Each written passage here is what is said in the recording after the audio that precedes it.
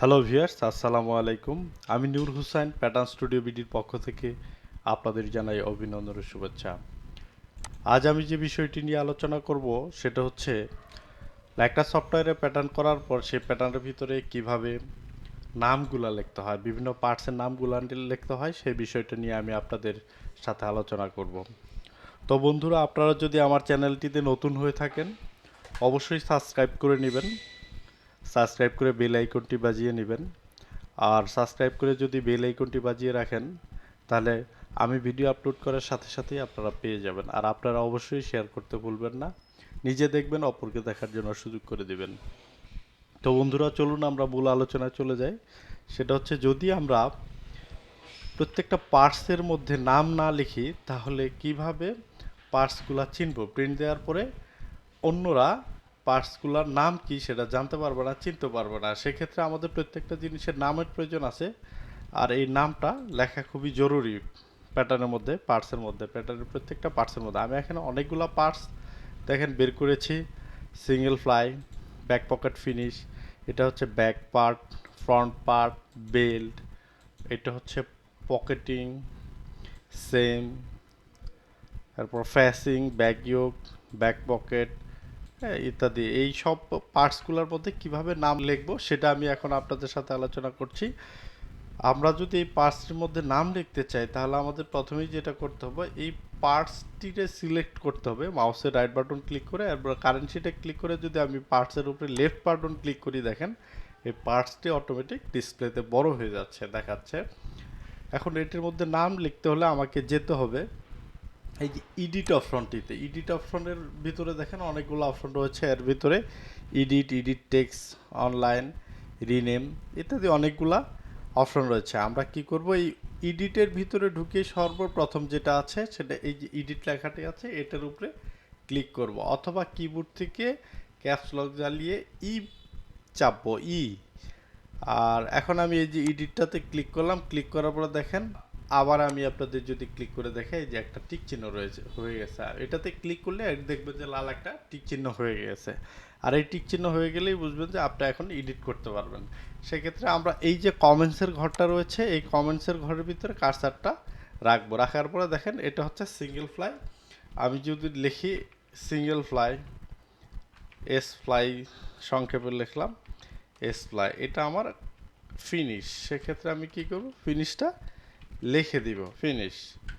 এরপরে আমি কি করব, আবার এটারে ছেড়ে দিব, অথবা কিবোর্ড থেকে পেজ আপ বাটনটাতে যদি আমি চাপ দিই তাহলে আরেকটা পার্টস আমার অটোমেটিক সামনে চলে আসছে, সেটা হচ্ছে ব্যাক পকেট।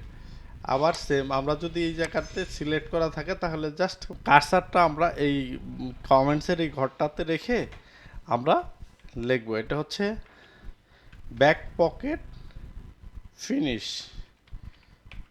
বিকে পকেট ফিনিশ। আপনারা চাইলে পুরো নামটিও লিখতে পারেন। আমি এখানে শর্ট করে লিখলাম বিকে পকেট ফিনিশ অর্থাৎ back pocket finish.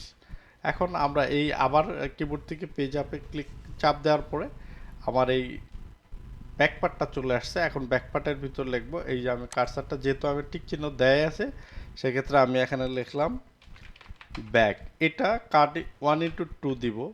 Back part যেহেতু আমার দুইটা লাগবে আমি এখানে দিয়ে রাখলাম কাট 1:2। এরপরে কিবোর্ডের আবার পেজ আপ বাটনে ক্লিক করার পরে চাপ দেওয়ার পরে ফ্রন্ট পার্টটি চলে আসলো। আমি ফ্রন্ট পার্টের ভিতরে দিই ফ্রন্ট, দুইটা দরকার 1:2। এটা হচ্ছে বেল্ট। এই বেল্টটা আমি ডিসপ্লেতে বড় করে নিয়ে আসি, একটু জুম করি। বেল্টের এই জায়গাতে আমার লিখতে হলে আমাকে আবার এই যে এডিটে যেতে হবে, এখান থেকে লিখব বেল্ট, দুইটা দরকার 1:2। এখন হচ্ছে পকেটিং, এই পকেটিংটাতে আমরা লিখবো। সেক্ষেত্রে টিক চিহ্ন দেওয়া থাকলে আর কিছু করতে হবে না, শুধু কার্সারটা রাখবো। পকেটিং, ফ্রন্ট পকেটিং, এটা হচ্ছে সেম, ফ্রন্ট সেম, এটা দুইটা দরকার। এটা হচ্ছে ফ্রন্ট পকেট ফেসিং, নাম লিখে দিচ্ছি আমি, দেখেন। এটা হচ্ছে ব্যাক ইয়োক, এখানে লিখতেছি বিকে ইয়োক, এটা দুইটা দরকার। দিয়ে দিলাম। এটা হচ্ছে back pocket, fabric pocket, back pocket দুইটা, single fly, S fly, single fly আমার যে প্যাটার্নটি রয়েছে এটাতে লাগবে একটা, দিয়ে দিলাম। এটা হচ্ছে ডাবল ফ্লাই, এটার নাম হচ্ছে ডাবল ফ্লাই, এটা লাগবে একটা। এটা হচ্ছে লুপ, লুপের প্যাটার্নের মধ্যেও আমি নাম লিখে দিলাম। একদম ইজি ওয়েতে আমরা প্যাটার্নের পার্টসগুলোর মধ্যে নাম লিখলাম। প্রত্যেকটা পার্টসের ভিতরেই দেখেন এই যে নাম লেখা আছে। আর আমি যদি এই ব্যাক পার্টটার উপরে ধরি তাহলে সোজা উপরে দেখেন এর প্যারামিটারের নিচে একটা বক্সের মতো রয়েছে, ওটার ভিতরে দেখেন লেখা আসতেছে ব্যাক 182। ফ্রন্ট পার্টের ভিতরে ধরলে ফ্রন্টের মধ্যে লেখা আছে কিনা সেটাও দেখতে পারতেছি, বেল্টের মধ্যে ধরলে বেল্টের উপরে দেখতে পারতেছি, পকেট দেখতে পারতেছি, সেম দেখতে পারতেছি, ব্যাক পকেট ফিনিশ আমার লেখা আছে কিনা। মাউসের যে কার্সারটা রয়েছে সেটা যেই পার্টসটার উপরে আমরা রাখবো সেই পার্টসটার উপরে আমরা চেক করতে চাইবো, সেই পার্টসটার উপরে আমরা রাখবো। রাখার পরে দেখবেন এখানে উপরে ডাইন সাইডে উপরে দেখেন ওই যে প্যারামিটারের নিচে যে ছোট একটা বক্স রয়েছে, সাদা বক্স, ওই বক্সের ভিতরে চলে আসতেছে ডিফ্লাই, এরপর লুপ।